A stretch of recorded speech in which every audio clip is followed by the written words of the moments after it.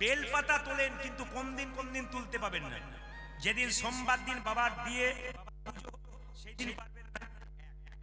2 চতুর্থীর দিনে পারবেন না বেলপাতা তুলতে। 3 অষ্টমীর দিনে তুলতে পারবেন না, নবমীর দিনে তুলতে পারবেন না, শিব চতুর্দশী দিনে তুলতে পারবেন না, সংক্রান্তির দিনে তুলতে পারবেন না।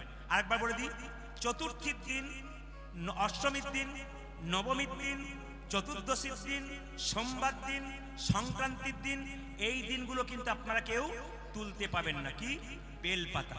তবে বলবেন কি করব, আগের দিন তুলে রাখবেন, পরের দিন আপনারা বাবা ভোলাকে দেবেন।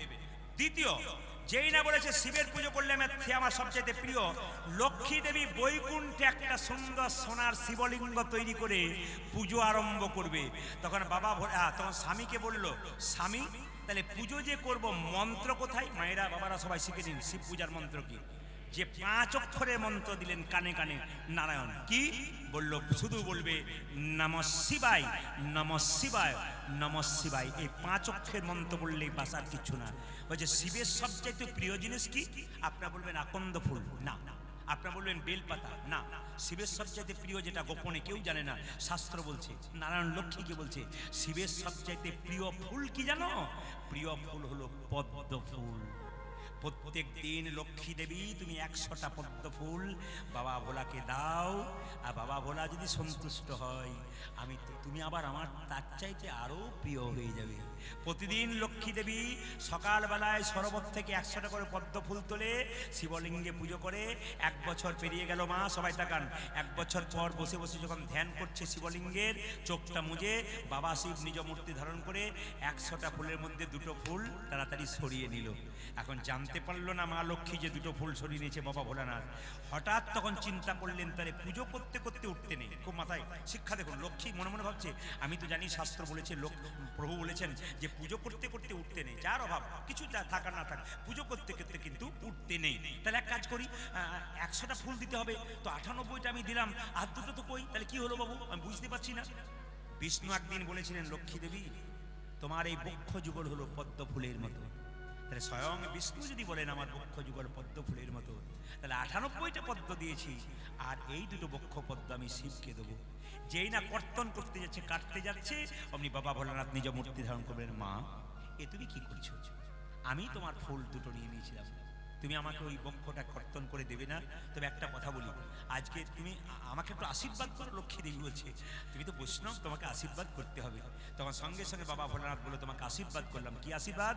তোমার ওই শ্রী অঙ্গ থেকে, মানে তোমার শরীর থেকে, লক্ষ্মী দেবীর আরেক নাম শ্রী, তোমার ওই শ্রী অঙ্গ থেকে শ্রী গাছ তৈরি হবে। শ্রী গাছ মানে কাকে শ্রী গাছ বলে মায়েরা? শ্রী ফল যদি বেলকে বলা হয়, তাহলে বেল গাছকে শ্রী গাছ বলা হয়, আর বেল পাতাকে শ্রী পাতা বলা হয়। বলছে তোমার ওই শ্রী পাতা আর তোমার ওই শ্রী ফল এত অমৃত হবে, তোমার যেমন বক্ষের সুধা, সেরকম অমৃত ফলের মতো স্বাদ হবে কার? বেলের। এবং বেলের মধ্যে অনেক উপকার হবে। ওই জন্য বেল যদি কেউ প্রতিনিয়ত খায় বাবা, তার অনেক উপকার হয়। তখন সেই দিন থেকে বাবা ভোলানাথ বলে উঠলো, আমি তোমাকে এই আশীর্বাদ করলাম। আশীর্বাদ ক্ষমতা আমার নেই, কারণ তুমি তো স্বয়ং ভগবানের প্রিয়া আমার। তবে তুমি যখন বললে, তখন এটুকু বললাম যে তুমি সত্যি আজ থেকে প্রভুর প্রিয় হতে পারবে। সেই দিন থেকে বাবা ভোলানাথ আশীর্বাদ দেওয়ার পর লক্ষ্মী দেবী নারায়ণের প্রিয় হতে পেরেছেন। তাহলে স্বয়ং নারায়ণ যদি বলছেন যে শিব চতুর্দশী আমাকে যদি কেউ পুজো করতে পারে ভক্তি করে, তবে সে আমার নিতাই গৌর হরি বল বলে প্রিয় হতে পারে। সবাই লক্ষ্য করুন মায়েরা, মুকুন্দ সরকার বাড়ি ফিরে এলো। আমি মালদাতে প্রচুর গান করি, যত জেলায় জেলায় আসতে, যত জেলায় আমি যাই পশ্চিমবাংলায়, তো আপনাদের 24 পরগনাতে আমাকে বেশি দিতে হয়, কারণ 24 পরগনাতে মাঘ ফাল্গুন চৈত্র প্রচুর গান হয়। এই জন্য মোটামুটি 10টা করে ভাগ আপনার 30 দিনে 30টা পান। মানে মাঘ মাসে 10টা, ফাল্গুন মাসে 10টা, চৈত্র মাসে 10টা। যদি ইচ্ছা হয়, প্রভুর কৃপা হয়, বাবার কৃপা হয়, আমি 30টা কীর্তন এদিকে করতে পারি, কিন্তু আমাকে সব জেলাকে ভাগ দিতে হয়। তার মধ্যে সেকেন্ড জায়গায় পড়ে কিন্তু মালদা। মালদাতে প্রচুর ভক্ত, মালদা, উত্তর দিনাজপুর, দক্ষিণ দিনাজপুর, তারপর পুরুলিয়া, বাঁকুড়া, বীরভূম আমাদের ভাগে পড়ে। উত্তর দিনাজপুর ওগুলো সব কেটে কেটে, কেউ সারা বছর 2টো গান পেল, কেউ সারা বছর একটা পেল, কেউ সারা বছরে 4টে পেলো, এমনি করে ভাগ করে পায় আর কি সব জেলাতে। আপনারা বেশি পান দক্ষিণ চব্বিশ পরগনাতে, উত্তর চব্বিশ পরগনার মানুষ বেশি পায় এবং মালদাতে পায়। মালদার একজন মুসলমান রাজা ছিল, তার নাম কি নবাব হোসেন শাহ। তার একবার পেটের যন্ত্রণা হলো, সে বলল কে আমার পেটের যন্ত্রণা ভালো করতে পারে? একজন বলল নবাব তোমার পেটের যন্ত্রণা ভালো হবে, তুমি শ্রীখণ্ডে যদি তুমি মুকুন্দ সরকারের কাছে যেতে পারো, বড় কবিরাজ। তবে হ্যাঁ, সে কিন্তু বড় লোকের চিকিৎসা করবে না, তুমি তো নবাব, তোমাকে ফকির সেজে যেতে হবে, দেখবে তোমার রোগ ভালো হয়ে যাবে। এত বড় বাংলার নবাব হুসেন ফকির সেজে যাচ্ছে, বলে আমি তো হুসেন সাহেব বললে হবে না, আমাকে ফকির সাজতে হবে। তাই ফকির সেজে যাচ্ছে কোথায়? শ্রীখণ্ডে। যেতে যেতে শ্রীখণ্ডে ঢুকেই বললো, ভাই এখানে মুকুন্দ সরকারের বাড়ি কোনটা? বলছে ওই যে দেখতে পাচ্ছ মন্দিরটা, ওইটা। আরে গিয়ে দেখবে প্রচুর লোক দাঁড়িয়ে আছে চিকিৎসা করার জন্য। একজন বললো না না, গিয়ে দেখবে লাইন দিয়ে লোক তো দাঁড়িয়ে আছে, কিন্তু সকালবেলায় মুকুন্দ সরকার গোপীনাথের পুজো করছে আর কীর্তন করছে, ওইটাই মুকুন্দ সরকার। এত বড় বাংলার নবাব হোসেন শাহ, হোসেন ফকির সেজে এসে বললো, বাবা আমাকে একটু জায়গা করে দাও তো। এই বলে যেই না সবার সামনে গিয়ে দাঁড়িয়েছে, তখন দেখছে সকাল ভোরবেলায় উঠে মুকুন্দ সরকার গোপীনাথের চরণে ফুল পুষ্প দিচ্ছে, তারপর চিকিৎসা আরম্ভ করবে। আমি একটা কথা শুধু আপনাদের বলতে চাই, আমি আজ থেকে 10 বছর আগে চেন্নাই একটা চিকিৎসার জন্য আমার গিয়েছিলাম।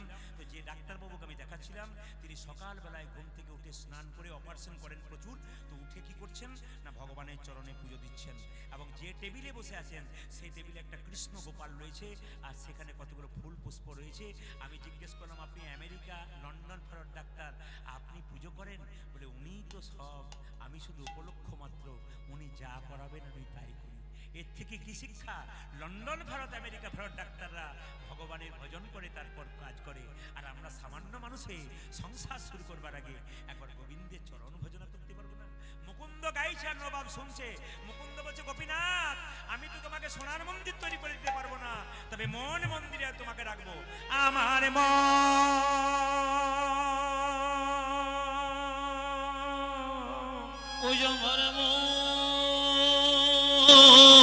আমার মন মন্দিরে তুমি মদন মহল দাঁড়াবে গো। ওই আমার মন্দিরে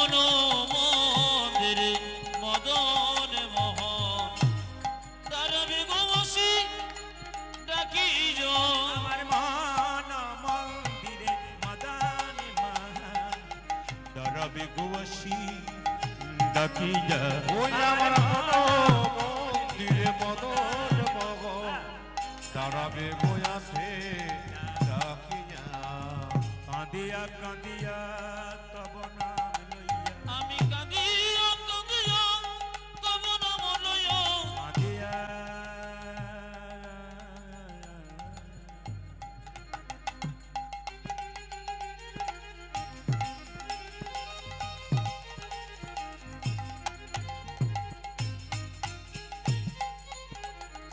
হে প্রাণ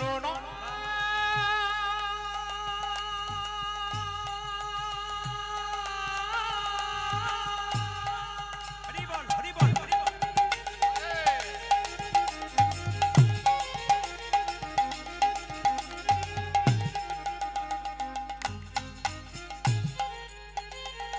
হে প্রাণনাথ, আজ আমি কাঁদিয়া কাঁদিয়া তব নাম লইয়া, প্রাণ জলে বুক ভাসাইয়া আমি কাঁদিয়া কাঁদিয়া তব নাম লইয়া, নয়ন জলে বুক ভাসাইয়া, আমার মন মন্দিরে মদন মোহন দাঁড়াবে গো আসি ডাকিয়া, আমার মন মন্দিরে মদন মোহন দাঁড়াবে গো আসি ডাকিয়া। আপনাকে ডাকলাম, আসুন। এই যে মাঝে চশমা পরে, আপনি আসুন। ওই যে আপনাকে ডাকছে। না না, আপনাকে নয়, মুকুন্দ সরকার নবাবকে ডাকছে। এইদিকে এইদিকে এইদিকে এইদিকে এইদিকে আসুন, এদিকে আসুন। এই দেখেন নবাব হোসেন শাহ তো মুসলমান, তিনি বলছেন, বাবা আমাকে ডেকেছো? আচ্ছা আপনার নাম কি? মুকুন্দ জিজ্ঞেস করছে। আমার নাম হোসেন ফকির। হোসেন ফকির। আচ্ছা কি হয়েছে তোমার? আমার পেটে যন্ত্রণা। দেখি দেখি দেখি জামাটা খুলো তো। নবাব মনে মনে ভাবছে, জামা আমি খুলবো, পেটের যন্ত্রণা যদি না ভালো হয় তাহলে বুঝবে আমি কি এসেছি। আমি তো ফকির সেজে এসেছি, কিন্তু আসলে আমি নবাব। না যদি ভালো হয় তাহলে তুমি দেখবে। কি ভাবছো? এত লোক লাইন দিয়ে দাঁড়িয়ে, আরে জামার খোলো। যেই না জামাটা খুলে দিয়েছে, এবার মাটির বারান্দাতে গড়াগড়ি দাও। এত বড় বাংলার নবাব মনে মনে ভাবছে আমি সোনার পালঙ্কে শুয়ে থাকি, আর এই মাটির বারান্দায় গড়াগড়ি দিতে বলছে। কালের কাল বর্ষাকাল, হরিণে চাটে বাঘের ঘাল, নেহাত বেকায়দায় পড়েছি বলে যদি পেটের যন্ত্রণা ভালো না হয় তাহলে দেখবে আমি কে এসেছি।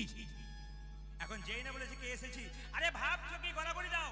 যেই না ভয়ে নবাব গড়াগড়ি দিয়েছে, অমনি চমকে উঠে বলল, কবিরাজ কি তোমার মাটিতে ওষুধ দেওয়া থাকে নাকি? বলে কেন? যেই না গড়াগড়ি দিলাম আমার অর্ধেকটা পেটের রোগ ভালো হয়ে গেল। মুকুন্দ বলল, সবাইকে দিতে দিতে এক একটু পড়ে যাই তো, সেটা তোমার কাজে লেগে গেছে। দেখি দেখি দেখি দেখি দেখি দেখি দেখি হাঁ করো তো। যেই না হাঁ করেছে, আসল ওষুধটা দিয়েছে, পেটের যন্ত্রণা ভালো হয়ে গেছে। ভক্ত পদ ধুলি আর ভক্ত পদ ভক্তবোধ ধুলিয়রে ভক্তবোধ ভোজ ভক্ত ভক্ত শেষ হয় তিনি মহাব ভক্তের চরণ ধুলিতে কেউ যদি একবার গড়াগড়ি দিতে পারে, তার অভিমান অহংকার সব চলে যেতে। বাবা সবাই লক্ষ্য করুন, শুনবেন ভালো করে।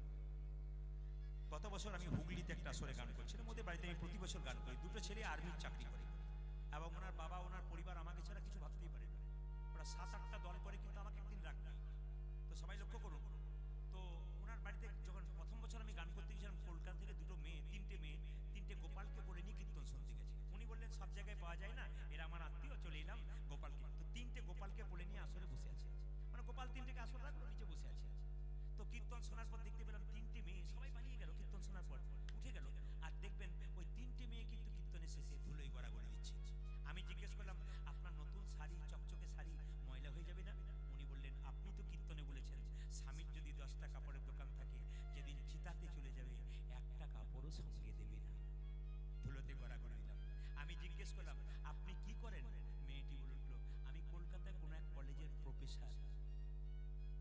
আপনি বাচ্চাকে বলে নিয়ে কীর্তন শুনছেন? বলে আমি তো গোপাল সেবা করি, আমার স্বামী শিক্ষক, আমি প্রফেসর, আমরা দুজনে প্রসাদ ভোজি মানুষ, আমরা কিন্তু উল্টো পাল্টা খাই না, গোবিন্দকে দিয়ে তারপর খাই। আমি তখন ওনাকে বললাম, আপনি যদি আমার চাইতে ছোট না হতেন, আপনাকে একটা আমি প্রণাম করতাম। আরেকজন মেয়ে বললেন, আমি দাঁতের ডাক্তার, আমার স্বামীও দাঁতের ডাক্তার, আমি কীর্তন শুনতে খুব ভালোবাসি, চলে এলাম। আরেকজন মেয়ে খুব কম বয়স, 18 বছর বয়স, বললাম তুমি কি করো? বলছে আমি বিউটি পার্লারে কাজ করি। Beauty parlour? বলছে হ্যাঁ হ্যাঁ। আমি বললাম, শোনো আমিও তো বিউটি পার্লারে কাজ করি। উনি বলছেন, প্রদীপবাবু আপনি বিউটি পার্লারে কাজ করেন? হ্যাঁ। তো বলে কখন করেন? তাহলে কি কীর্তনে ফাঁকে ফাঁকে? বললাম না না, কীর্তন করতে করতে বিউটি পার্লারে কাজ করি। ও বলছে আমি বুঝতে পারলাম না।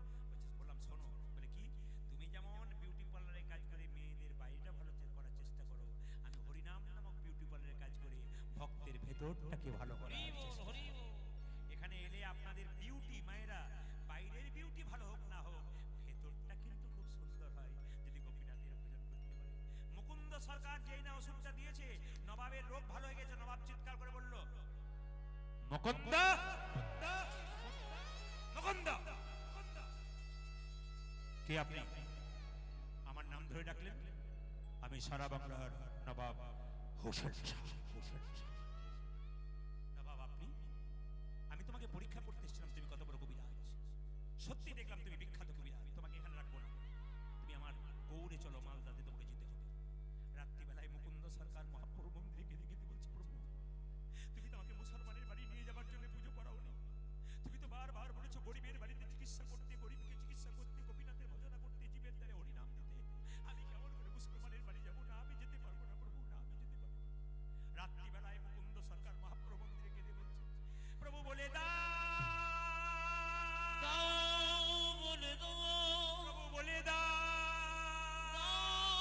বলে দাও, প্রভু তুমি বলে দাও। ভক্তের চোখের জল ভগবান সইতে পারে না। সবাই ডাকবে। মুকুন্দকে বলেছে, মুকুন্দ তুমি মুসলমানের বাড়ি যাও, ঈশ্বর যা করে তা, জোরে বলুন মা, ঈশ্বর যা করে তা, ঈশ্বর যা করে তা, ঈশ্বর যা করে তা। ওই 4 জন এখান থেকে গেছে, ঈশ্বর যা করে তা, নইলে আরো গন্ডগোল বাঁধবে। ঈশ্বর যা করে তা, জোরে বলতে হবে, ঈশ্বর যা করে তা, একটু জোরে, ঈশ্বর যা করে তা। মুকুন্দ সরকার চললো নবাবের বাড়ি। নবাব বললো, শোনো তোমাকে আমি নিয়ে যাবো, তোমার কি ইচ্ছা বলো। তুমি তো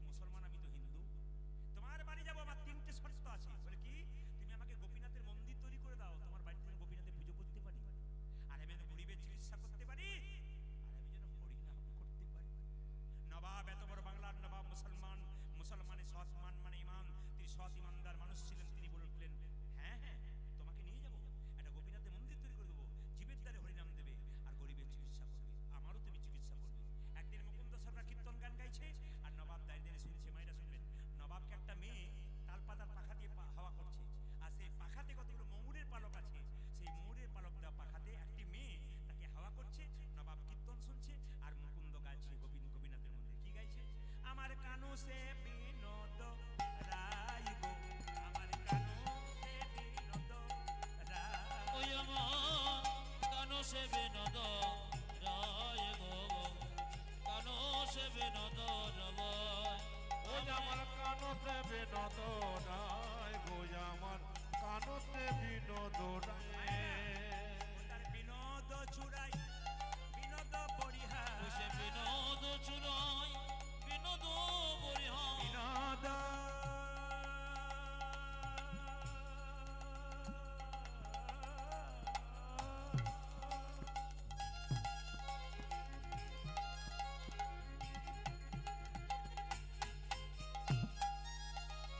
ও সে বিনোদ চুরাই বিনোদ বরিহার। বরিহা বরিহা বিনোদ উড়িছে তাই গো, আমার বিনোদ জুড়েছে তোমায়।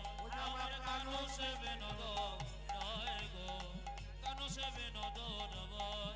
ওই আমার কানতে বিনোদ রায়, আমার কানতে বিনোদ রায়। এইদিকে শুনবেন, গোপীনাথের পূর্বের কথা গাইছে। ও তার বিনোদ ললাটে বিনোদ তিলক, বিনোদ বিনোদ সাজে গো, বিনোদ ললাটে বিনোদ তিলক, বিনোদ বিনোদ সাজে গো। বিনোদ ললাটে বিনোদ তিলক, বিনোদ বিনোদ সাজে গো, ওটায় বিনোদ ললাটে বিনোদ তিলক, বিনোদ বিনোদ সাজে গো। বিনোদ ধরে বিনোদ মুরলী, বিনোদ ধরে বিনোদ মুরলী।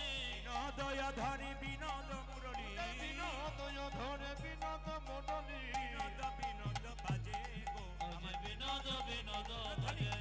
আমার কানো সে বিনোদ রায় গো, কানো সে বিনোদ ওই রবায়। আমার কানতে বিনোদ রায় গো, আমার কানতে বিনোদ রায়।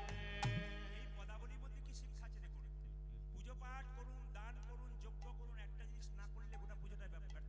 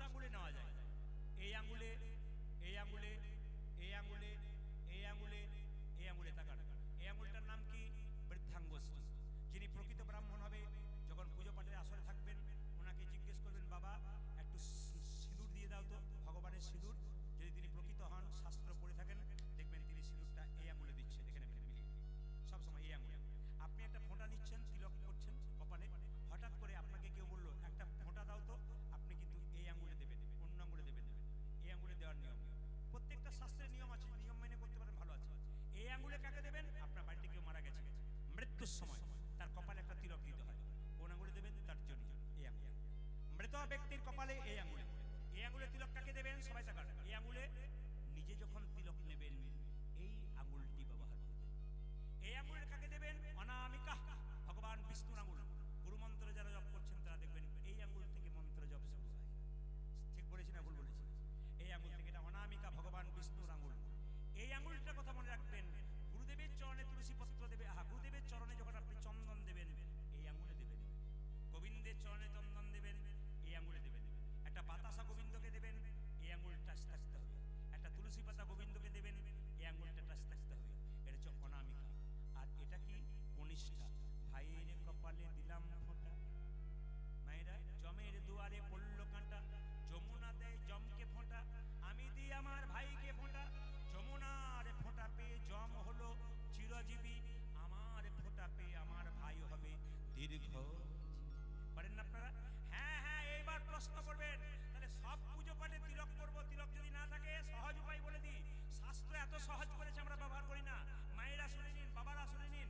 স্নান করার পর গোবিন্দের চরণ চরণ ভজন করবেন, একটু পুজো করবেন। তখন কি করবেন?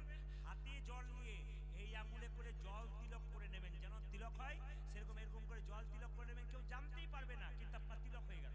ফোঁটা জল, এই জল তিলকের বিধান শাস্ত্রে আছে। যদি মনে করেন যে এরকম, এবার প্রশ্ন করবেন মাছ মাংস খাই না, কোনো অসুবিধা নেই। আপনি স্নান করে পবিত্র ভরে তুলসী গাছে জল দিয়ে আপনি নিজে কিন্তু, কিংবা তুলসী গাছের নিচে যে মাটিটা আছে ওটাও কিন্তু ফোঁটা করে নিতে পারেন, তা তো তিলক হয়ে গেল। কিংবা জল তিলক করলেন, কোনো অসুবিধা নেই। যা করছেন করছেন, যা খাচ্ছেন খাচ্ছেন, তিলকটা করবেন। আর একটা কথা আপনাদের বলে যাই, মালা পরার ব্যাপারে অনেকে কিন্তু কৌতূহল আছে। দেখবেন মালার ব্যাপারে আমি যখন বলতে যাই তখন অনেকে বলে মালা তো পরবো দাদা, ইচ্ছা তো খুব হয়, কিন্তু আমি যে মাছ মাংস খাই আমার পাপ হবে না? আমি তাকে বলতে চাই, মাছ মাংস খেয়ে মাছ মাংস খেয়ে মালা পরলে পাপ হয়। কেন? মালা, মাছ মাংস না খেয়ে যদি মালা পরে তার পাপ হয় না? মাছ মাংস না খেয়ে যদি মালা পরবেন আপনারা, কিন্তু মাছ মাংস খাবেন, আর যদি মালা না পরেন নিয়ে মাছ মাংস খান তাহলে কি আপনার পাপ হয় না? সবই তো পাপ হয়। বরং মালাটা রোগের ওষুধ, পেলে কিছু কাজ হলেও হতে পারে। আগে লাইনে দাঁড়ান, ডাক কিন্তু আপনি পাবেন। পদকর্তা বলছে দেখো দেখো, ও তার বিনোদ, ও তার বিনোদ গলায় বিনোদ মালা, বিনোদ বিনোদ তোলে গো, ওতরে বিনোদ গলায় বিনোদ মালা, বিনোদ বিনোদ দোলে গো, বিনোদ গলায় বিনোদ মালা, বিনোদ বিনোদ তোলে গো, বিনোদ গলায় বিনোদ মালা, বিনোদ বিনোদ দোলে গো। গোবিন্দ বিনোদ দেখতে সুন্দর, আবার যে মালাটা গেঁথেছে সেই মেয়েটাও সুন্দর। কোন বিনোদিনী বিনোদ গাথুন, কোন বিনোদিনী বিনোদ গাথিও, কোন বিনোদিনী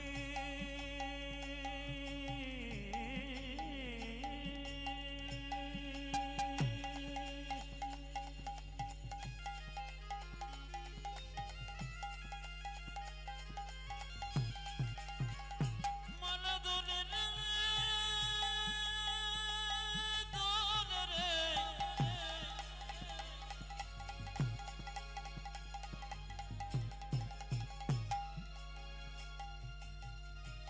বিনোদিনীর কোলে দোলে রে,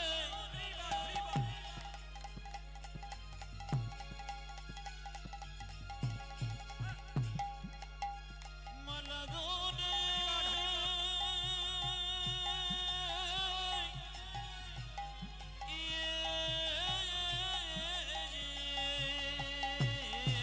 কোন বিনোদিনী বিনোদ গাথুনি, কোন বিনোদিনী বিনোদ ওটা যে কোন বিনোদিনী বিনোদ গাতুনি, বিনোদ ফুলে গো, গেথেছে বিনোদ ভুলে, আমার কানো সে বিনোদ রায় গো, কানো সে বিনোদ রায়। ওটা যে কানতে বিনোদ রায়, কানতে বিনোদ রায়।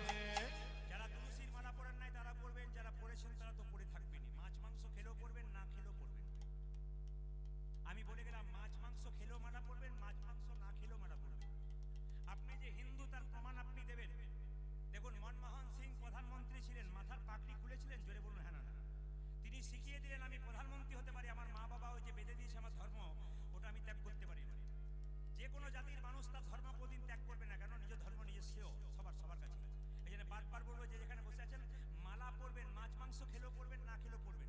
তবে কেমন ভাবে পড়বেন? যারা মাছ মাংস খান তারা মালাটা গলা থেকে এতটা ঝুলিয়ে পড়বেন। সবাই তাকান, এই তাকান। যারা মাছ মাংস খান তারা মালাটা এতটা ঝুলিয়ে পড়বেন, আর যারা মাছ মাংস খান না, নিরামিষ খান, তারা গলা লাগিয়ে পড়বেন, কণ্ঠে একটু লাগিয়ে পড়বেন, যারা খান খান, আর যারা খান তারা কিন্তু তবে হ্যাঁ চেষ্টা করবেন না খাবার। কেন না, অনুকূল ঠাকুর বলেছে যে যত ভোগী সে তত রোগী, আর যে যত ত্যাগী সে তত নিরোগী। একটু কথাটা মাথায় রাখবেন। অনুকূল ঠাকুর বলছে যে যত ভোগী মানে যে যত খায় সে আগে যায়, আর যে কম খায় সে পরে যায়। নিরামিষ ভোজী কারা? অনুকূল ঠাকুর বলছে নিরামিষ ভোজী লোকেরা বট গাছের মতো ধীরে ধীরে বাড়ে, বহুদিন পরে মরে। আর আমিষ ভোজী কারা? খুব যারা আমিষ মাছ মাংস খায় ওরা কলা গাছের মতো হুড় করে বাড়ে আর হুড় করে মরে। এগুলো ঠাকুরের কথা বললাম মাত্র, আমার কথা নয়, কেউ রাগ করবেন না। চেষ্টা করবেন চেক করার, আপনার লাভ আছে। তবে বলে রাখি, এই যে হাতটা দেখতে পাচ্ছেন না, ভাগবত পড়ুন, গীতা পড়ুন, দেখতে পাবেন এই যে ডায়েট করছেন আপনারা ইউটিউবে দেখে বা ডাক্তারের কাছে গিয়ে, ভাগবত কি বলছে দেখুন, তাকান। এই পেটটাকে যদি 4 ভাগ করা যায় মা, 2 ভাগ খাবেন, 1 ভাগ জল খাবেন, 1 ভাগ ফাঁকা রাখবেন, একবার সুস্থ থাকবেন। বলে যার পেট সুস্থ তার 90% শরীর সুস্থ। এই জন্য বলছে, শাস্ত্র বলছে যে এই যে আপনার হাতটা রয়েছে না, যার যেমন হাতের আকার এতটা পর্যন্ত খাবার নেবেন, এতটা পর্যন্ত খাবার যদি কেউ একবার খেতে পারে তাহলে তার পেট সুস্থ থাকে, ভালো থাকে। যদি গলা পর্যন্ত খান তাহলে তো নিতাই গৌরহরি করবে। যতটুকু জায়গা ততটুকু খেতে হয়, একটু ফাঁকা রেখে খেতে হয়, শরীর ভালো থাকে। আর যদি ফাঁকা না রেখে খাবেন তাহলে আপনার শরীর কিন্তু গন্ডগোল করবে। ওই জন্য কৃষ্ণ ভক্ত যারা হয় তারা দেখবেন কোনোদিন নষ্ট করে না। দেখে নেবেন আপনারা, কৃষ্ণ ভক্তের কাছে প্রসাদ পেতে বসবেন, উনি দেখবেন প্রসাদ এমনভাবে নেবেন, পরে পারলে নেবেন, নইলে এতটা নিয়ে নষ্ট করবেন না, প্রসাদ নষ্ট করতে নেই। আর আমি বারবার প্রত্যেকটা আসরে বসি বলি, ভক্তের পাশে বসে কীর্তন শুনবেন। যিনি প্যান্ট শার্ট পরেছেন তিনি ভক্ত হন নন তা নয়, বাইরেটা দেখবেন না, ওনার ভেতরটা দেখুন, কৃষ্ণ প্রেমে ভক্তিতে আপ্লুত হয়ে আছে। ওই জন্য আমি দেখেছি মুর্শিদাবাদ এলাকাতে নিচে গান হয়, এরকম স্টেজে হয় না, একবার মাঝখানে হয়, প্রচুর ভক্ত, 10,000 মানুষ চারদিকে ঘিরে বসে, আর মাঝখানে গান হয়। তো দেখতে পাই প্যান্ট শার্ট পরে বাবুর মতো আন্ডার শুটিং করে একবারে বসে থাকে 2-4টা ছেলে সামনে। তা আমি মাঝে মাঝে বিরক্ত হয়ে যাই, এরা সব কি বলছে, সামনে বসে গেছে। কিন্তু বাসা থেকে এমন প্রশ্ন করে না, মাথাটা খারাপ করে দেয়। তখন বুঝলাম ও ভেতরে দেখ কৃষ্ণ প্রেম প্রচুর আছে, শুধু সাজের দিকে তাকালে হবে না মা, ভেতরটাকে জানতে হবে। যেমন একজনকে দেখলাম, দাদাকে বা ভাইকে, আইলেন উনি এসে চুপচাপ বসলেন, তার মানে কৃষ্ণ ভক্ত মানুষ, কৃষ্ণ নাম শুনতে ভালোবাসেন, ভেতরে প্রেম বন্যা আছে ওই ছেলেদের, সেই জায়গায় ভক্তি কীর্তন শুনতে পাচ্ছেন। এটা হচ্ছে নিবেদন। কেন বলুন তো? এটাই শিখাতে হয় না, পূর্বজন্মের স্বীকৃতি, পূর্বজন্মে কৃষ্ণ নাম শুনেছিল, পূর্বজন্মে ভক্ত ছিল, আজকে ভক্তিটাকে ছাড়তে পারছে না, তাই নিতাই গৌর হরি বল বলে হরিবাসরে বসতে পেরেছে। সবার কাছে নিবেদন রইল মায়েরা, সবাই লক্ষ্য করুন। এই জন্য পদকর্তা বলছে, দেখো দেখো ও তারে বিনোদ কটিতে বিনোদ ধতি, বিনোদ বিনোদ সাজে গো, বিনোদ কোটিতে বিনোদ ধতি, বিনোদ বিনোদ সাজে গো, বিনোদ কটিতে বিনোদ ধতি, বিনোদ বিনোদ সাজে গো, বিনোদ কোটিতে বিনোদ ধতি, বিনোদ বিনোদ সাজে গো। যে বিনোদ ধরে বিনোদ হা, বিনোদ চরণে বিনোদ নুপুর, বিনোদ চরণে বিনোদ নব, বিনোদ চরণে বিনোদ নপুর, বিনোদ বিনোদ বাজে গো, আজ বিনোদ বিনোদ বাজে, আমার কানো সে বিনোদ নয় গো, আমার কানো সে বিনোদ নয়। ওদের কানো সে বিনোদ রায়, কানো সে বিনোদ রায়। মায়েরা এই গানটি গাইতে গাইতে হঠাৎ নবাব কিন্তু পেছন থেকে বলল, মুকুন্দ। আচ্ছা, কেমন কীর্তন শুনছেন এখনই ধরা পড়ে যাবে, আপনার কেমন কীর্তন শুনছেন এখন ধরা পড়ে যাবে। মুকুন্দ যখন কীর্তন গান গাইছিল, নবাব তখন দাঁড়িয়েছিল, একটা মেয়ে পাখা করছিল। বলুন তো, তাল পাতার পাখা না প্লাস্টিকের পাখা? জোরে বলুন। হ্যাঁ, আপনারা তো পারবেন, আপনারা বলুন কিসের পাখা? তাল পাতা। ওতে ময়ূরের পালক ছিল না কাকের পালক ছিল? জোরে বলুন। ময়ূরের পালক। যেই না বলেছে মুকুন্দ, আপনি মুকুন্দ ময়ূরের পালকের দিকে তাকিয়ে অজ্ঞান হয়ে গেছে। আর যেই না অজ্ঞান হয়ে গেছে, নবাব বললো, কে আছিস? জল নিয়ে আয়, জল নিয়ে আয়, জল নিয়ে আয়। একটু জল এনে যেই না মুকুন্দ সরকারের চোখে দিয়েছে, চৈতন্য ফিরেছে। ওই ময়ূরের পালকের মধ্যে কৃষ্ণ দেখতে পেয়ে অজ্ঞান হয়েছে। ও তো হিন্দু, মুসলিম নবাবকে বোঝাতে পারছে না। নবাব বলল, মুকুন্দ তুমি অজ্ঞান হয়ে গেছিলে কেন? মুকুন্দ মনে মনে ভাবলো, জীবনে কাউকে মিথ্যে কথা বলিনি, আজ একটা বলবো। নবাব, আমি সারা বাংলার চিকিৎসা করি, সবার রোগ ভালো হয়, আমার একটি রোগ আছে, এই রোগটার নাম মৃগী রোগ। মুকুন্দ বলে উঠল, নবাব বলে উঠল, মুকুন্দ তুমি হয়তো জানো না, আমার রাজ্যে একটা নিয়ম আছে, এখানে যে মিথ্যে কথা বলবে তার আমি চামড়া ছুলে দিই, জিভটা কেটে ফেলে দিই। তবে তুমি যেহেতু আমার রোগ ভালো করেছো, আমি তোমাকে কিচ্ছু করবো না। তোমার যদি মৃগী রোগ থাকবে, তুমি যখন অজ্ঞান হয়ে গেছিলে তোমার চোখ থেকে জল পড়ছিল কেন? তোমার যদি মৃগী রোগ থাকবে, তুমি যখন অজ্ঞান হয়ে গেছিলে তখন তুমি কৃষ্ণ নাম করছিলে কেন? মুকুন্দ কেঁদে কেঁদে বলল, নবাব, অপরাধ আমার হয়নি, আমার অপরাধ হয়ে গেছে। নবাব বলল, অপরাধ তোমার হয়নি, আমার হয়েছে। একজন কৃষ্ণ ভক্তকে আমার কেনা গোলাম মনে করে আমি ভুল করেছি। যে কৃষ্ণ ভক্ত হয়, কারো কেনা গোলাম হয় না, সে ভগবানের দাস হয়।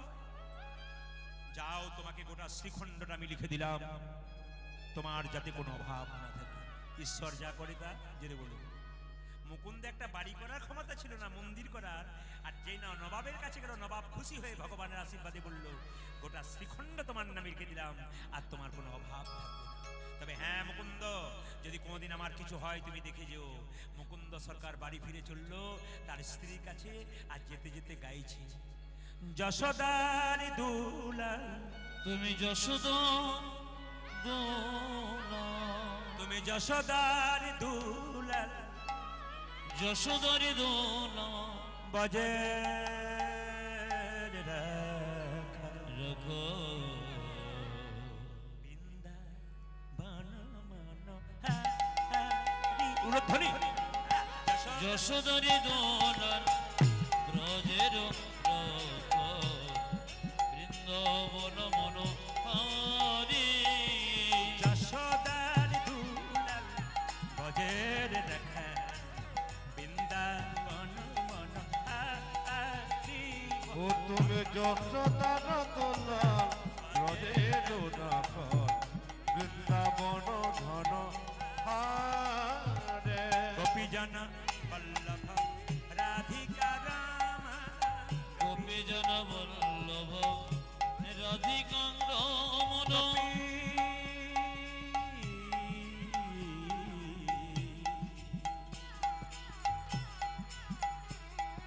গোপী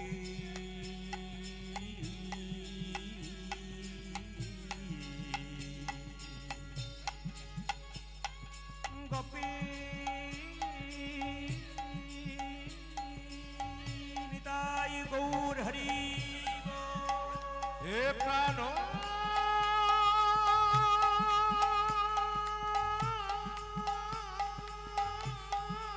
হরি বল, হরি বল।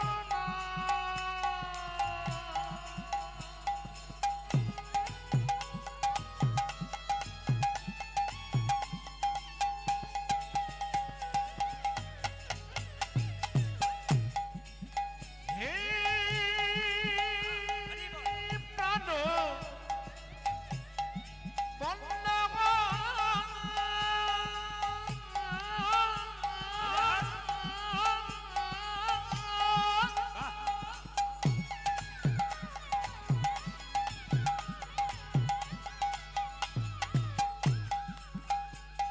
হে প্রাণ রাধে।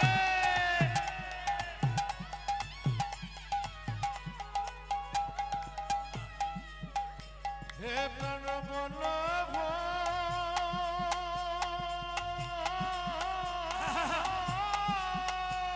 রাধে।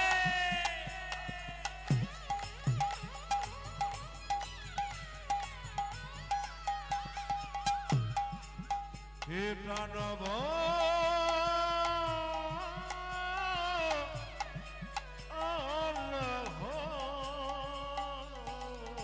তুমি গোপে জনবল্লভ রাধিকা রমন। গোপীজন বল্লভ রাধিকা রাম, তুমি গোপীজন বল্লভ রাধিকার মন। গোপীজন বল্লভ রাধিকা রাম, তুমি গোপে জনবল্লভ রাধিকা রমন। চিত্ত বিত মনোহারি, বৃন্দাবন মনোহারি। যশোদার দোলার ব্রজের রথ, বৃন্দাবন মনোহারি। যশোদার দোলাল ব্রজের রাখা, বৃন্দাবন ধন হারি। বৃন্দাবন মনোহারি, বৃন্দাবন ধন হারি। অহংকার। যে না বাড়িতে এলো, স্ত্রীকে বললো, কই গো ঘরণী? স্ত্রী বললো, স্বামী এ কি আমার হলো গো? স্বামী কি আমার হলো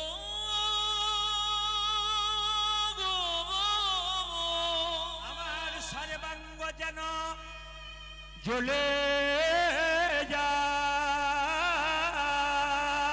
আমার সর্বাঙ্গ যেন জ্বলে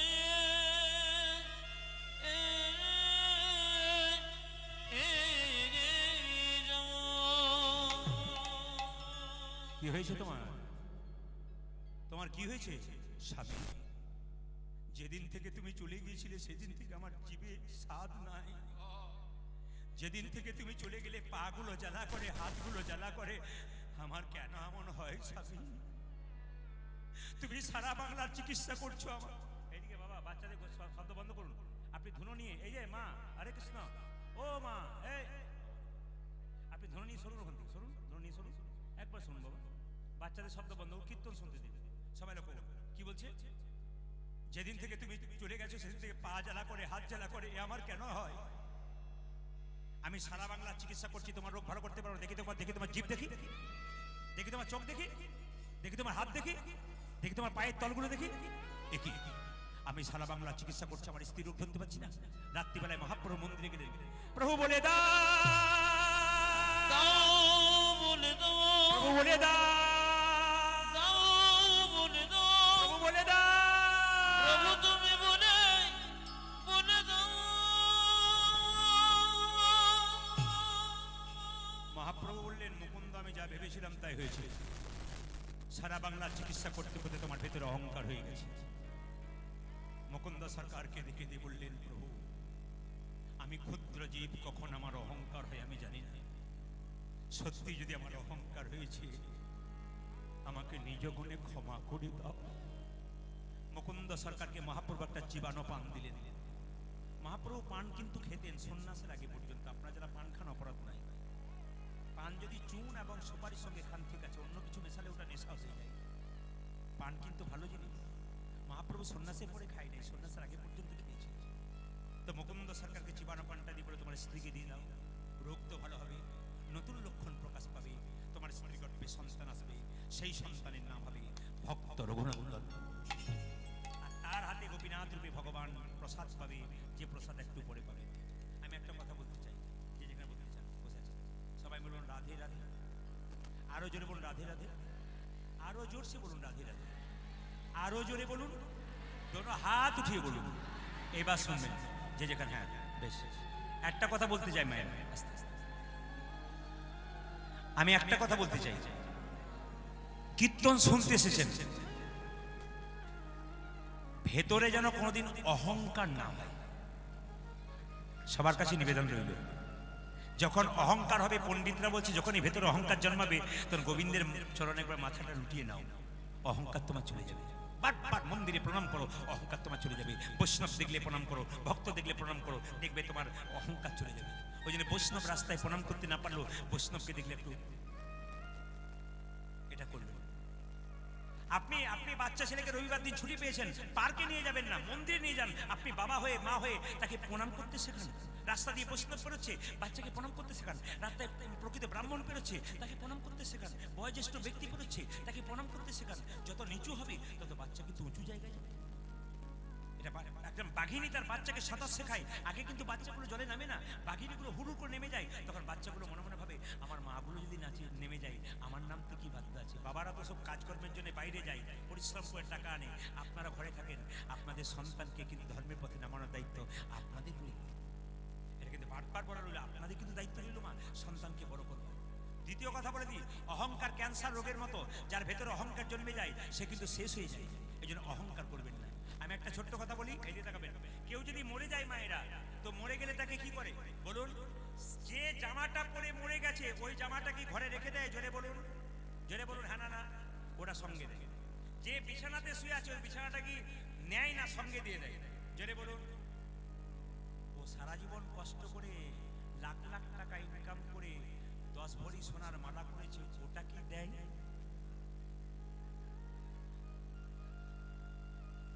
তোমার কর্মের ফল তোমার কাছে চুষে নেয় সংসার, শেষের দিনে তোমাকে ফাঁকা হাতে পাঠিয়ে দেয়, তোমার সঙ্গে কিচ্ছু দেয় না। মনে রাখবেন, আমি একটা ছোট্ট কথা বলি, সবাই শুনবেন। সম্রাট আলেকজান্ডারের নাম শুনেছেন? জোরে বলুন হ্যাঁ না না। শুনবেন ভালো করে। এই সম্রাট আলেকজান্ডার পৃথিবীর সমস্ত সম্পত্তিকে 7 ভাগ করলে 1 ভাগ সম্পত্তির মালিক হলো সম্রাট আলেকজান্ডার। ইতিহাস পড়ে দেখবেন সবাই টাকা এত সম্পত্তির মালিক, পৃথিবীর সব সম্পত্তিকে 7 ভাগ করলে 1 ভাগ সম্পত্তির মালিক কে মা? সম্রাট আলেকজান্ডার। তিনি ব্যাবিলিয়ন শহরে একটা মশার কামড়ে মরে গিয়েছিল। মৃত্যুর সময় যে হাসপাতালে ভর্তি ছিল তার কাছে মন্ত্রী বসেছিল।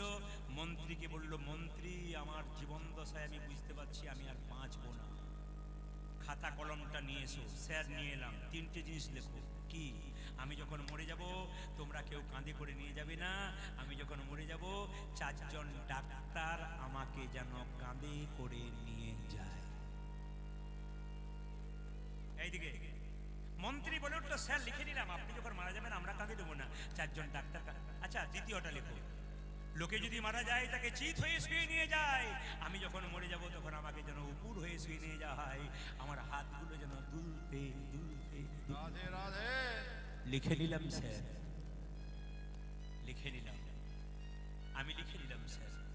3 নম্বর বলুন, আমি যখন মরে যাব আমার পেছন পেছন টাকা পয়সা ছড়াতে ছড়াতে নিয়ে যেও।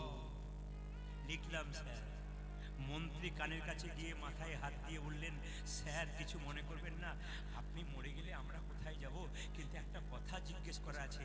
আপনি যে বললেন আপনি যখন মরে যাবেন আমরা এতদিন আপনার সঙ্গে থাকলাম, আপনার মৃতদেহ আমরা কাঁধে নিলে শান্তি পাবো, আপনার মৃতদেহ কেন আমরা কাঁধে নিতে পারবো না? ডাক্তার কেন নেবে? সম্রাট আলেকজান্ডার কত জ্ঞানী দেখুন। তিনি বললেন, আমি জগৎকে শেখাতে চাই ডাক্তার কেন কাঁধে নেবে। আসে যদি ডাক্তার তবে কি করিবে ডাক্তার? আসে যদি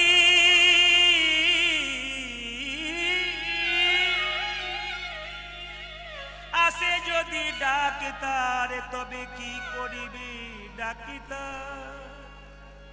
যদি ডাক্তার আসে মায়েরা যতই যা করুন হরিনাম শুনতে হয়। যেদিন ডাক আসবে সেদিনই চলে যাবেন, আপনাকে কিচ্ছু দেবে না, আপনার ছবিটা দেওয়ালে টাঙাবে মাত্র, আপনার গলায় একটা ফুলের মালা দিয়ে দেবে, সংসার যেমন কার তেমন চলবে, শুধু তুমি চলে যাবে।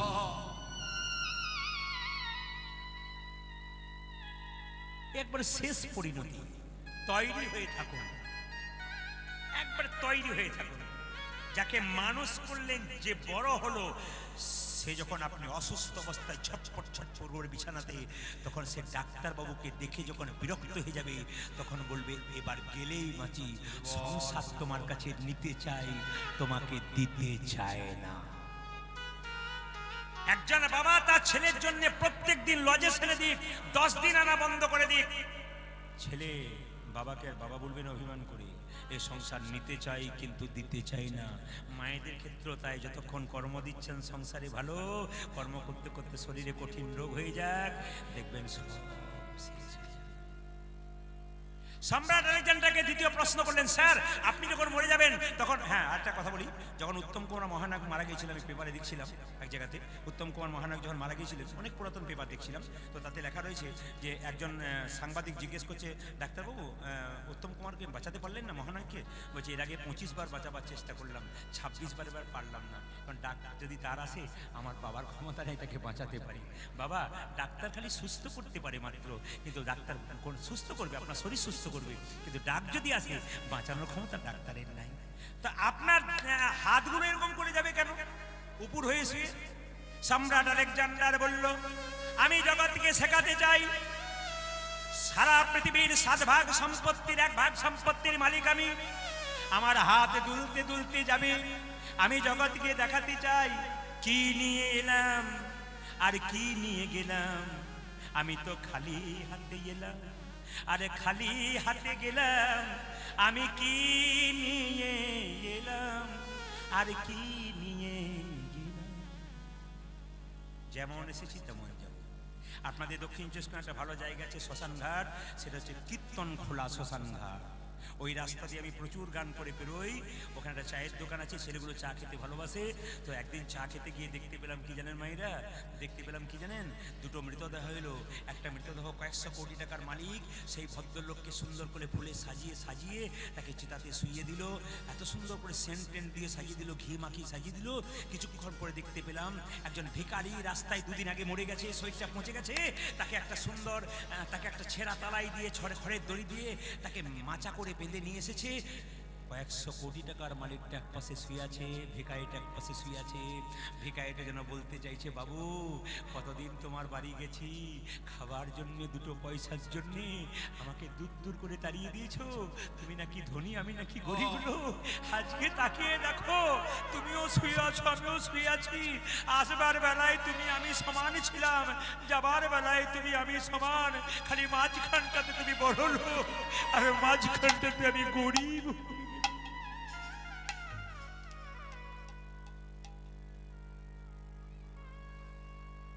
কীর্তন যদি কীর্তনের মতো হয়, ভক্তের হৃদয় ছোঁয়া যায়। একবার যদি ভক্তের হৃদয়ে ভাব জেগে যায়, সে আর সরতে পারে না। আর যার চোখ দিয়ে জলধারা বয় গোবিন্দের নামে, তার তো কিছু করার নেই।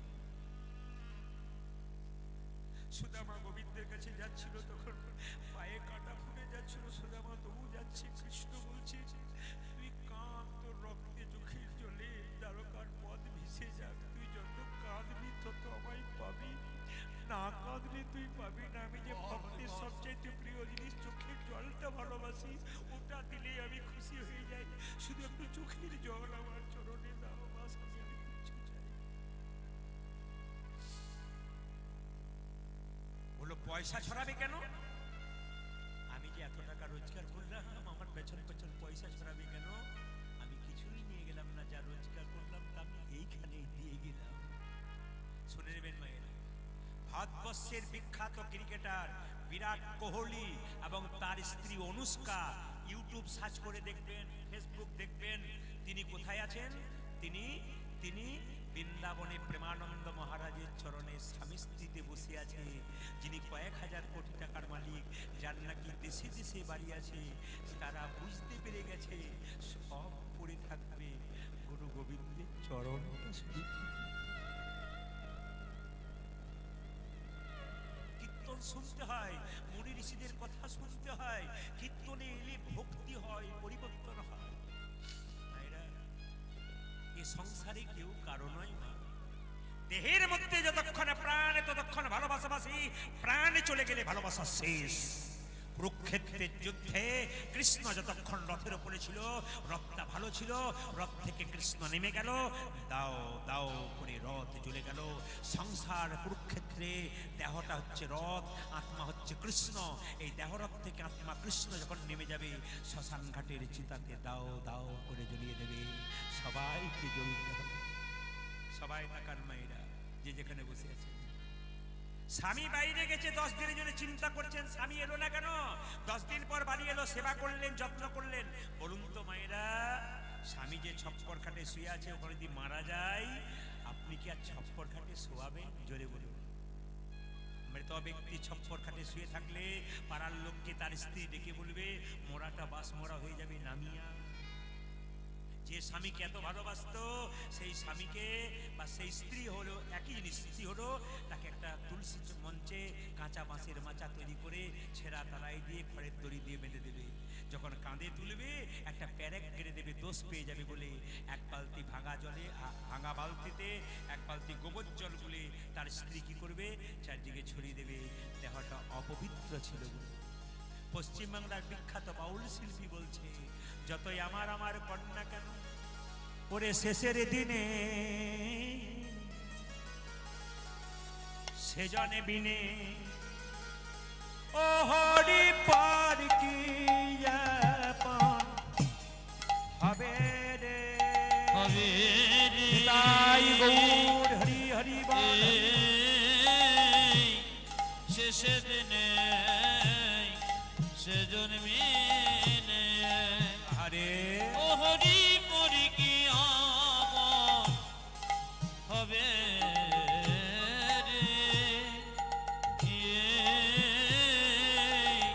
আজ শেষের দিনে সেজন বেনে ওরে কেউ বা কাটে ঝাড়ের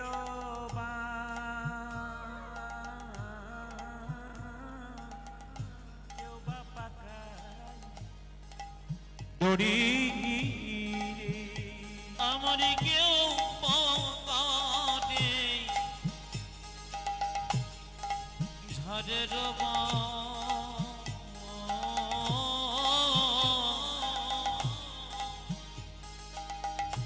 কেউ বা পাকায় দড়ি কেউ বা কাটে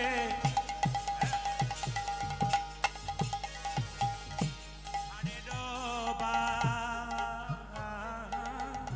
কেউ বা পাকায় দড়ি উজানে কে বা কাটে ঝাড়ের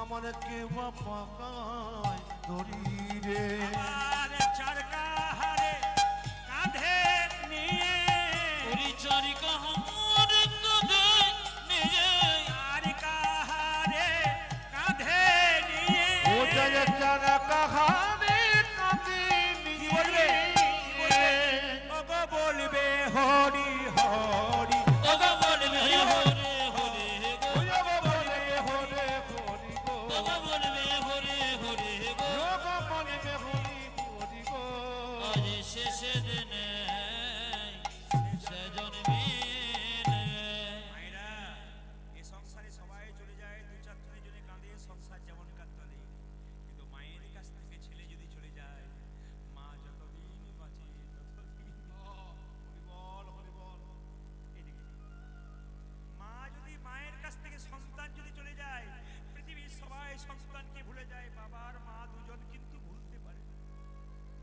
আমি ধানবাদে এক জায়গায় গান করছিলাম ওখানে দুদিন আমার গান ছিল তো যার বাড়িতে আমার বাসা কীর্তন গান প্রথম দিন গেলেন না দরজাতে বসেই আছে একটু দূরে কীর্তনটা হচ্ছে দরজায় বসে ওনার বাড়িতে সেবা করালেন সব করলেন উনি কীর্তনে যাচ্ছেন দ্বিতীয় দিনে দেখলাম দরজায় বসে বসে কাঁদছে কিন্তু যাচ্ছে না কীর্তন শেষে জিজ্ঞেস করলাম মা তুমি গেলে না কেন কীর্তন শুনতে বলছি বাবা আমার তো খুব ইচ্ছা হয় কিন্তু আমি 12 বছর ধরে আজকে ওই জায়গাতে যাই নাই বলে কেন যে জায়গায় কীর্তন হচ্ছে সেখানে একটা পুরাতন দেওয়াল ছিল ছোট অবস্থায় আমার ছেলে ওখানে খেলা করছিল খেলা করতে করতে দেওয়াল চাপা পড়ে মারা গেছে আমি জানি ওই জায়গাতে আমার ছেলে কত কষ্ট পেয়ে তারপর প্রাণটা বেরিয়েছে আমি যে মা সবাই ওই পথ দিয়ে বেরোয় কিন্তু ওই জায়গাটা আমি দেখতে পারি না আমার খোকার কথা মনে পড়ে যায় আপনাদের সামনে নিবেদন রাখলাম মায়ের মতো এ জগতে মায়ের মতো কেউ আপন হয়। একটা মায়ের পেটে একটা বাচ্চার 10 মাস 10 দিন জায়গা সেই ছেলে বড় হয়ে কলকাতায় ফ্ল্যাটে কিনলে আত্মীয় স্বজন সবার জায়গা কিন্তু গর্ভধারিণী মা আর বাবার কোনোদিন জায়গা একটা কলসির দুধে 7 কলসি পূর্ণ হয়ে যায় কিন্তু 7টা কলসি একটা কলসি পূরণ করতে পারে না একটা মায়ের স্তনদুগ্ধে 7টা ছেলে মানুষ হয়ে যায় 7টা ছেলে বড় হয়ে একটা মায়ের পেটে ভরাতে পারে না কিসের কীর্তন শোনা মায়েরা কিসের কীর্তন শোনা যদি বিবেককে না জাগাতে পারলেন যদি মনুষ্যত্ব না জাগাতে পারলেন যদি মানুষ না হতে পারলেন তাহলে কীর্তন শুনে কি লাভ বিবেক জাগাতে হবে আমি কি করছি জীবনে আমি কাকে ঠকাচ্ছি নিজে ঠকছি না অন্য কাউকে ঠকাচ্ছি কেউ যদি মনে করেন নিজে খাবো বৃদ্ধ বাবাকে বৃদ্ধ মাকে দেবো না ওকে ঠকাচ্ছ না তুমি ঠকছো তোমার ছেলে যখন বড় হবে তোমাকে কাঁদাতে কাঁদাতে ঘর থেকে বের করবে সেই দিনে বুঝতে পারবে যে আমি কি কর্ম করেছি সাবধান হয়ে যাও তাই বলছো গো মা কাঁদিবে বাবা বাছা ভগ্নি কাঁদে ভাই রে। আমার মা কাঁদিবে আরে বাবা বাছা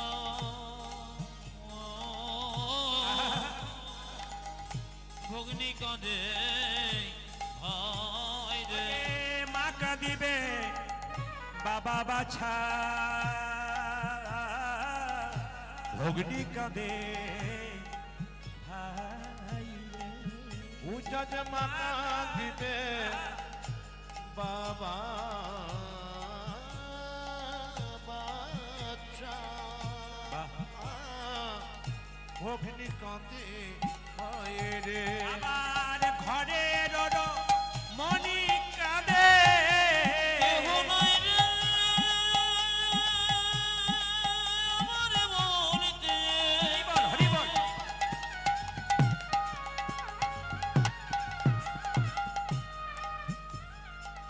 এই সংসারে আমার বলিতে আর কেহ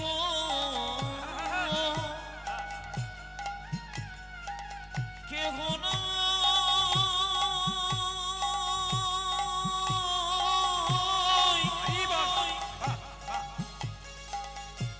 আমারই বলিতে আর কেহ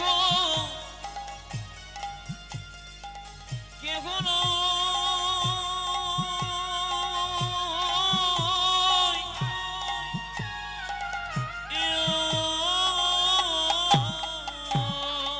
ঘরের মনে কাঁদে স্বামী চলে গেলে স্ত্রী কি বলে কাঁদে ওই আমার আর যে কেহ নাই আমার আর যে কেহ নাই রে আমার আর কেহ নাই রে আমার যে কেহ নাই রে আমার আর কেহ নাই রে আর যে কেহ নাই রে আমার আর কেহ নাই রে শেষে দিনে সেজন বিনে কমিটির নির্দেশ অনুযায়ী আমার কথা অনুযায়ী গান আমার 8:30টাতে শেষ করার কথা টাইম কিন্তু 8:30 পুরো বাজছে কি করব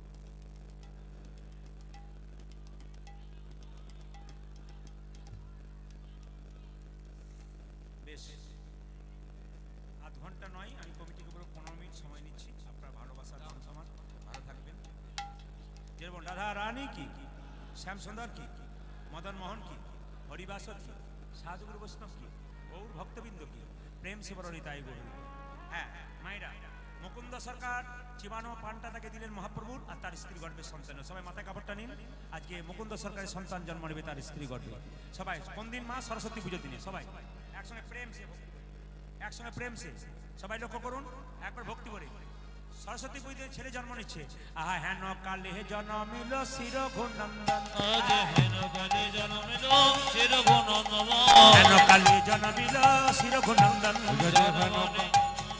শির ঘনন্দন ওই যে হেন কালে জন্মিল শির ঘুনন্দন জন্মনিল রে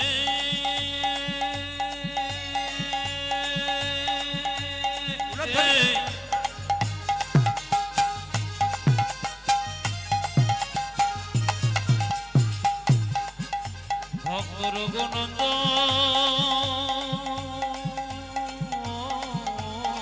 হরিবল হরিবল হেন কালে জন্ম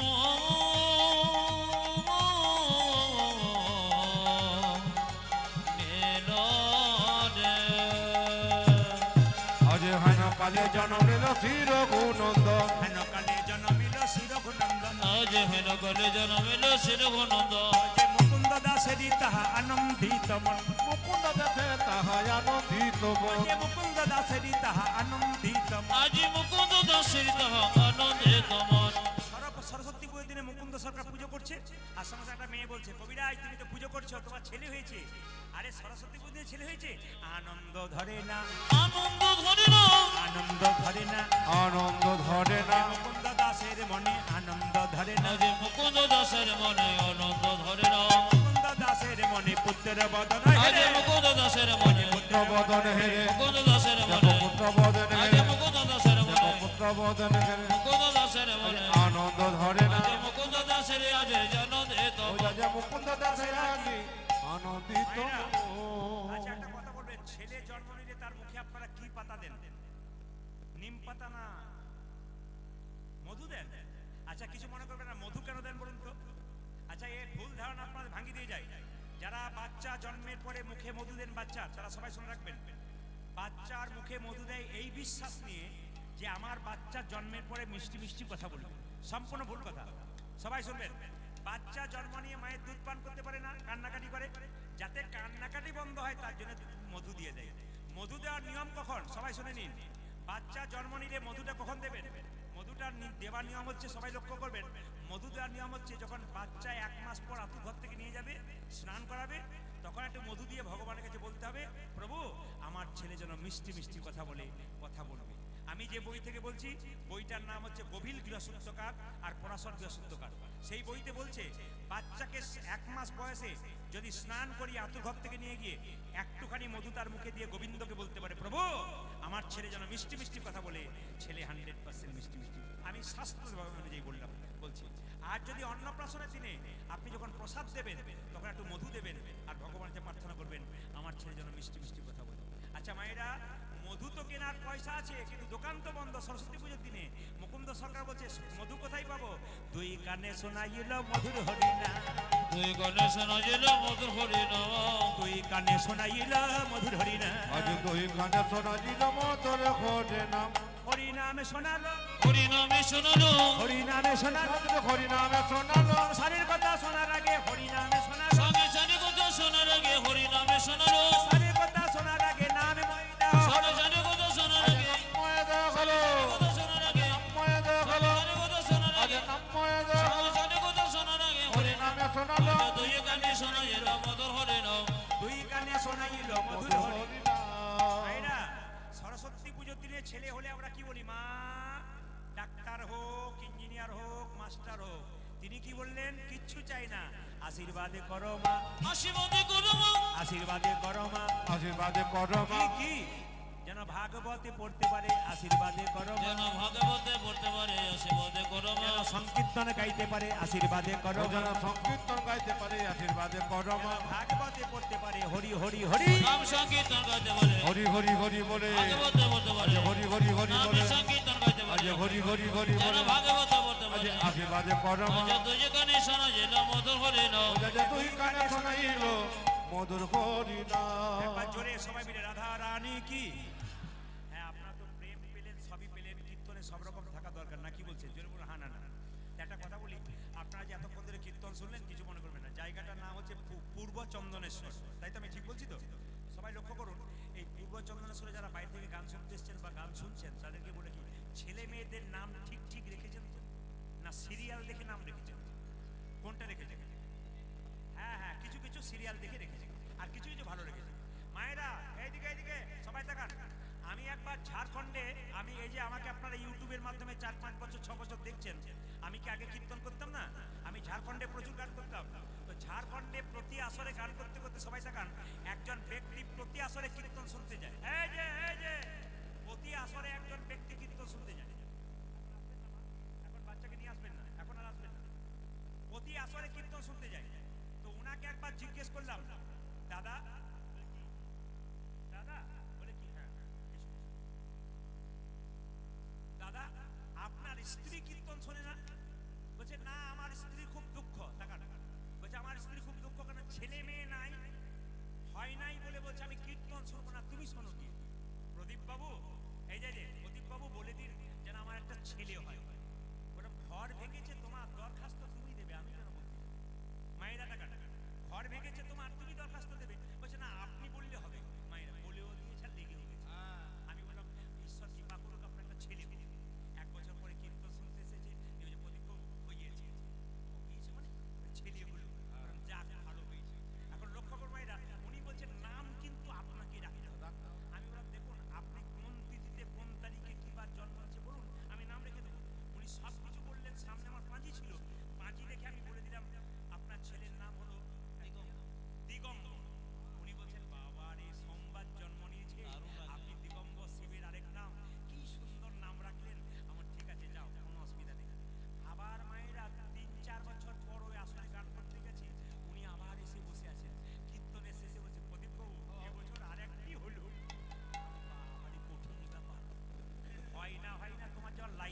পিছিয়ে গিয়ে হ্যাঁ এই দিকে তাকান একটি হলো এবার নাম কিন্তু আপনাকে রাখতে হবে কারণ দেখো নাম টাম রাখবো আমি তোমার নাম দিয়ে বলো তিথি নক্ষত্র বলো সব কিছু বললো বললাম এবার তোমার ছেলের নাম রাখলাম বড়টার নাম দিগম্বর এবার নাম রাখলাম কৃষ্ণ দাস ও বলছে চলবে না বলে কেন ম্যাচিং চাই মায়েরা ম্যাচিং জিনিস কেনেন না বাজার গিয়ে বলছে ম্যাচিং চাই বললাম কি ম্যাচিং বলছে দিগম্বর পেছনে যেন বর থাকে বললাম তাহলে এক কাজ করো ম্যাচিং তখন আর চাই তার আমার কোনো ব্যাপার নাই তোমার বড় ছেলের নাম দিগম্বর আর এইটার নাম রাখলাম নটম্বর দারুণ রেখেছে মায়ের হ্যাঁ যেই না নটম্বর বলেছি আসতে বাবা যেই না নটম্বর বলেছি উনি চলে গেলেন বললাম বাবা আর আসার দরকার নেই 2 বছর পর ওখান থেকে 5 কিলোমিটার দূরে গান করছি দেখছি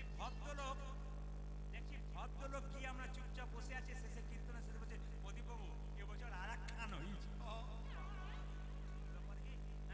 নাম কিন্তু আপনাকে রাখতে হবে আমার শোনো ম্যাচিং চাও বলছে হ্যাঁ ম্যাচিং বলে কি ম্যাচিং দিগম্বর নটম্বর এবার নাম রাখলাম শীতম্বর প্রদীপবাবু নাম রাখতে আপনি বিখ্যাত আমাকে বলছে আমার যা পারো তোমার রেখে দিলাম তুমি ঘর যাও আর তুমি এসো না দয়া করে অন্য জায়গায় যেও আর আমার ম্যাচিং নাই মায়েরা এইবার বছর 5 পরে যখন কীর্তন করতে গেছি তখন ওই আসরেই গেছি দেখছি উনি আবার কীর্তন শুনতে এসছেন শেষে বললাম যে এইবার কিন্তু আপনার স্ত্রীকে আসা উচিত ছিল কারণ দিগম্বর নটম্বর শীতম্বর হয়ে গেছে বলে কি বলবো দাদা দুঃখের কথা এবছরও আতুল ঘরে আছে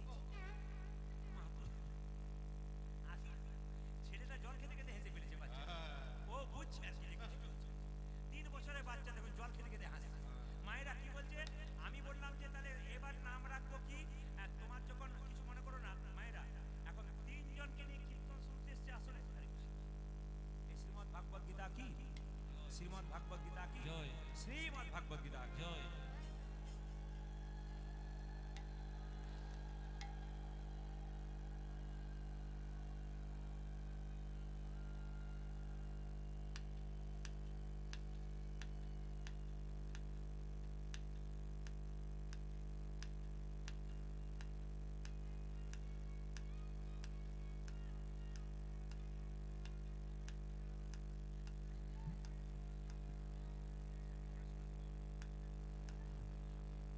রাধা রানী কি শ্যাম সুন্দর কি বেশ হরিবাসর কি মায়েরা এখন 3 জনকে কীর্তন শুনতে নিয়ে এসেছে আসলে দিগম্বর নটম্বর শীতম্বর বড় হয়ে গেছে এখন আমাকে কীর্তন এসেছে প্রণাম করে এসে বলছে এ দিগম্বর দিগম্বর নটম্বর শীতম্বর কই রে কত বাজাচ্ছে মামা বাড়ি গেছে আচ্ছা আচ্ছা এখন লক্ষ্য করুন মায়েরা যে না আশীর্বাদ করেছি আমি কীর্তন করে যখন বাসা এবার গাড়ি নিয়ে চলে যাব আমার গাড়িতে টানছি বলছে দাদা এবছর যখন আরো দুটো হয়েছে নাম কিন্তু আপনাকে রাখতে হবে নাম আমার ম্যাচিং ট্যাচিং নাই আমি যে না দাদা ম্যাচিং রাখতে হবে এখন গাড়ি ছেড়ে দিয়েছি দিগম্বর নটম্বর শীতম্বর বলে আপনার এবার দুটোর নাম হলো নভেম্বর আর ডিসেম্বর রাধা রানী কি শ্যাম সুন্দর কি মদন মোহন কি মায়েরা যে ছেলেটা জন্ম নিল তার নাম রাখা হলো রঘুনন্দন আর সেই রঘুনন্দন কি করছে মায়েরা সবাই তাকান রঘুনন্দন ছোট্ট অবস্থায় কীর্তন করছে হাত তুলুন একসঙ্গে তালি দিন শ্যামল তনু একসঙ্গে মায়েরা হোলি পড়ে গেছে দোল পূর্ণিমা আর রঘুনন্দন গান করছে সবাই মিলে একসঙ্গে দোল পূর্ণিমা দিনে ছোট্ট রঘু গান গাইছে আপনারা সবাই হাত তুলে একসঙ্গে সবাই তালি একসঙ্গে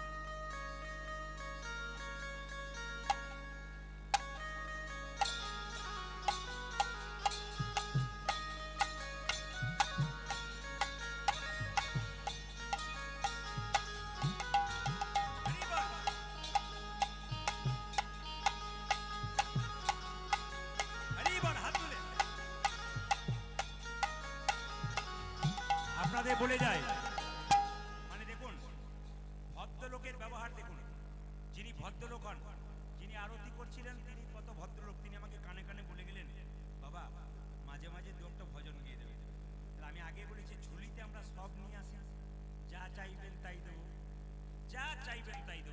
এই যে সবাই মিলে একশো বাবাজি যখন বলেছেন আপনারা হাত তুলুন সবাই মিলে হাত তুলুন বাজাও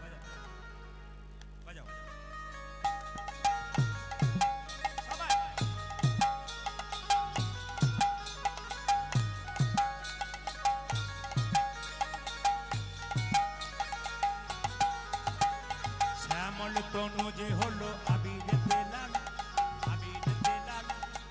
হোলি খেলেছে আমার ব্রজের গোপাল শ্যামল তনু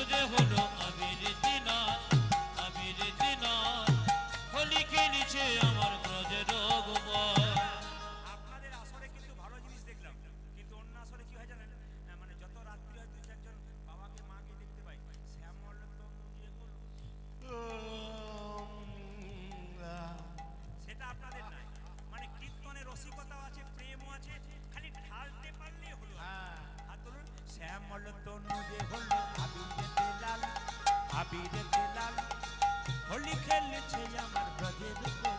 হ্যাঁ। শ্যামল তনু যে হলো আবিরেতে লাল, আবিরেতে লাল, হোলি খেলিছে আমার বজ্র গোপাল। সাথে লইয়ে শ্রীরাম সুদাম যতন রাখা, ওই সাথে লইয়ে সাথে লইয়ে সাথে লইয়ে সিদাম সদাম যতন রাখো। হ্যাঁ, এই যে গানটা গাইছি কিছু মনে করবেন না, আমরা তো প্লেনে বহু জায়গায় যাই, প্রায় যখন আমরা রাজ্যে রাজ্যে যাই তখন প্লেনে যাই, বিভিন্ন রাজ্যে গান করতে প্লেনে। আসাম যেতে গেলে গুয়াহাটিতে নামতে হয় কিংবা শিলচরে নামতে হয়। তো গুয়াহাটি যদি কোনোদিন যান দেখবেন ওখানে এয়ারপোর্টে ওখানকার মায়েরা বা মেয়েরা দেখবেন এরকম সুরে একটা গান গায়, ওদের বিহু নাচ বলা হয়। তো আমি দেখলাম যে এরকম একটা সুরে সুরে গান গাইলে হয় না, এদেরকে আলোচনা করলাম বসে বসে সকালবেলায় এয়ারপোর্টে ছিল। এই তালেদের একটু গান গাইছিলেন মায়েরা, শ্যামল তনু যে হলো আবিরেতে লাল, আবিরেতে লাল, হোলি খেলেছে আমার ব্রজের গোপাল। শ্যামল তনু যে হলো আবিরেতে লাল, আবিরেতে লাল, হোলি খেলিছে আমার ব্রজের গোপাল। সাথে লইয়ে শ্রীরাম সুদাম যতন রাখা, দেখো কাতে লইয়া শ্রীরাম সুদাম যত না রাখাল। ওদের নাচটা এরকম দেখেছিলাম, ওদের নাচটা সাথে লইয়ে শ্রীরাম সুদাম যতন রাখা। ওগো সাথে লইয়ে সাথে লইয়ে সাথে লইয়ে সিদাম সদাম যতন রাখো। হোলি খেলেছে আমার ব্রজের গোপাল। শ্যামল তনু যে হলো আবিরেতে লাল, আবিরেতে লাল, হোলি খেলিছে আমার ব্রজের গোপাল। শ্যামল তনু যে হলো আবিরেতে লাল, আবিরেতে লাল, হোলি খেলিছে আমার বজ্র গোপাল। রাধারে রং দেবে বলে ধরিল পিচকারি, ধরিল পিচকারি, লাল রঙের গাইল নীল রঙের শাড়ি। ওগো রাধারের রাধারের রাধারের রং দেবে বলে ধরিল পিচকারি, ধরিল পিচকারি, লাল রঙে না গায়ে নীল রঙের শাড়ি। রাধারে রং দেবে বলে, রাধারে রং দেবে বলে, রাধারে রং দেবে বলে ধরিল পিচকারি, ধরিল পিচকারি, লাল রঙে রাগাইল নীল রঙের শাড়ি। ও দেখো রাধারে রং, দেখো রাধারে রং, ও দেখো রাধারে রং, ও দেখো রাধারে রং দেবে বলে ধরিল পিচকারি, ধরিল পিচকারি, লাল রঙে জাগা ছিল নে রঙের শাড়ি। হ্যাঁ, রাধা বলে রং দিও না দোহাই নন্দলাল, রাধা বলে, রং দিও না দোকান নন্দলাল। ওই যে রাধা বলে রং দিও না দোহাই নন্দলাল। ও যে রাধা বলে রং দিও না তো হয় নন্দলাল। হোলি খেলেছে আমার ব্রজের গোপাল। শ্যামল তনু যে হলো আবিরেতে লাল, আবিরেতে লাল, হোলি খেলিছে আমার ব্রজের গোপাল। শ্যামল তনু যে হলো আবিরেতে লাল, হোলি খেলিছে আমার ব্রজের গোপাল। ধরি। শ্যামল তনু যে হলো আবিরেতে লাল, হোলি খেলিছে আমার বজ্র গোপাল। শ্যামল তনু যে হলো আবিরেতে লাল, হোলি খেলিছে আমার ব্রজের গোপাল। শ্যামল তনু যে হলো আবিরেতে লাল, হোলি খেলিছে ব্রজের গোপাল। রাধা রানী কি, রানী কি, শ্যাম সুন্দর কি, মদন মোহন কি। আসুন এবার সবাই একটু মাথায় কাপড় নিয়ে ভক্তি করে শ্রবণ করুন। এখন প্রসাদ খাওয়ানো হবে, এই প্রসাদটা আপনার সবাই পাবেন। কমিটি প্রচুর প্রসাদ এনেছে, সবার কাছে নিবেদন রইল পুরো পুরো হ্যাঁ? আচ্ছা, আপনার সবাই মিলে ভক্তি ভরে একবার সবাই নিজের জায়গায় বসুন। সবাই লক্ষ্য করুন, এবার প্রসাদটা খাওয়াবে। ছোট্ট রঘু, তার বাবা মুকুন্দ সরকার চিকিৎসা করতে গেল, আর ছোট্ট ছেলে পুজো করছে। সবাই মিলে একবারে দর্শন করুন। সবাই বাবু হয়ে বসুন নিজের জায়গায়। যেখানে ভগবানের প্রসাদ সেবা হয় সেখানে চুপচাপ বসতে হয়। ক্যামেরাম্যান লাস্টে তুমি একবার দেখা করবে, কেমন? ঠিক আছে? হরে কৃষ্ণ। এই যে বাবু, লাস্টে তুমি একটু দেখা করবে, একটা কথা আছে, কেমন? ঠিক আছে, হরে কৃষ্ণ। সবাই একবার ভক্তি করে বসুন। এইদিকে মামা অন্তরা মন্দিরে ছোট্ট রঘু পুজো করছে মায়েরা, সবাই টাকা। এখন প্রসাদ নেবেন না, প্রসাদটা গোবিন্দকে দিয়ে দেবে তো, গোবিন্দকে দিয়ে দিই তারপর নেবেন, সবাই পাবেন। আর কমিটির ভাইদেরকে বলবো, আপনার দুজন এখানে পাঠান আমার আসরে, দুজনকে এখানে পাঠান আমার আসরে, দুজনকে। হ্যাঁ, আপনারা প্রসাদটা পরে দিয়ে দেবেন, একটু হরিলুট দিয়ে দেবেন এখানে দাঁড়িয়ে, আমি দেওয়ার পর আপনারা দিয়ে দেবেন। সবাই লোক মা মা ভক্তি করি। অন্তরা মন্দিরে মন্দিরে তুমি যাগো জগো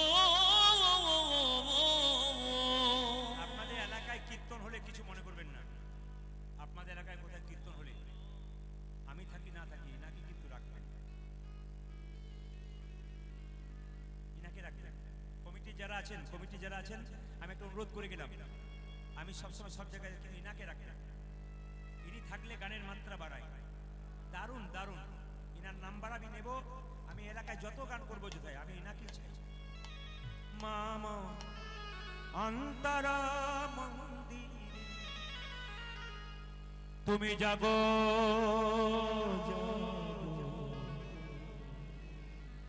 মদন কৃষ্ণ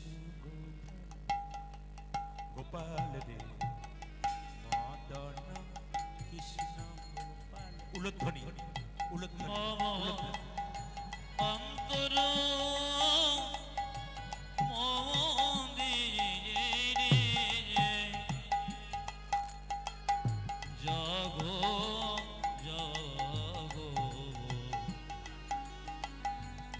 মদন কৃষ্ণ গোপাল গোপাল মদন কৃষ্ণ গোপাল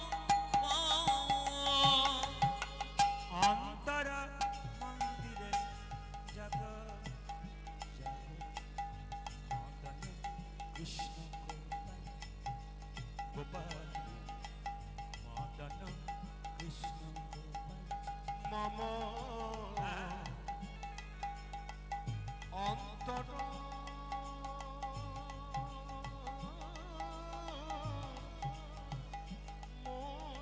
সবাই দর্শন করবেন, এই জায়গাটা সবাই দেখবেন।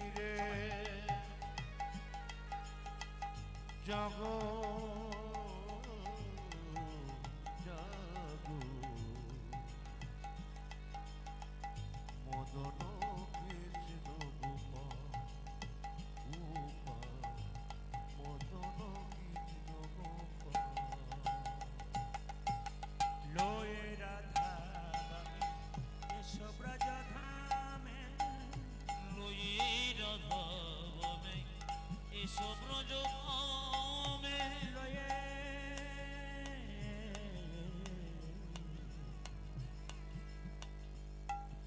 লয়ে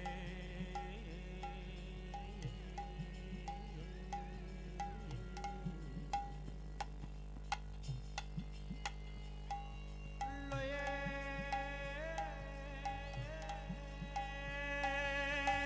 উলধ্বনি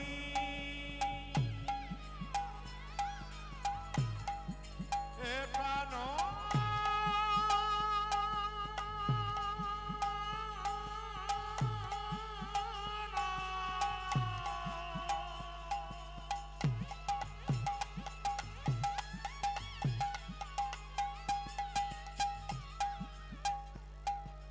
হে প্রাণ